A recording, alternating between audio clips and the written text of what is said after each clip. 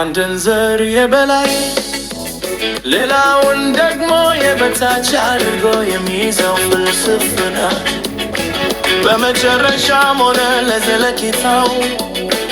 ውድቅ ተደርጎ እስካልተተው ድረስ በየቦታው ጦርነት ነው ይላለው። ጦርነት በማንኛውም ሀገር ውስጥ የአንደኛ ደረጃና የሁለተኛ ደረጃ ሸጋ እስከማይኖር ድረስ የአንድ ሰው የቆዳው ቀለም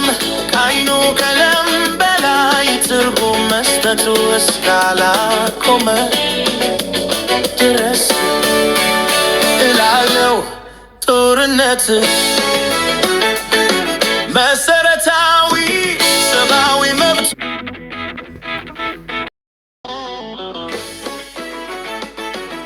አንድን ዘር የበላይ ሌላውን ደግሞ የበታች አድርጎ የሚይዘው ፍልስፍና በመጨረሻም ሆነ ለዘለቄታው ውድቅ ተደርጎ እስካልተተው ድረስ በየቦታው ጦርነት ነው ይላለው።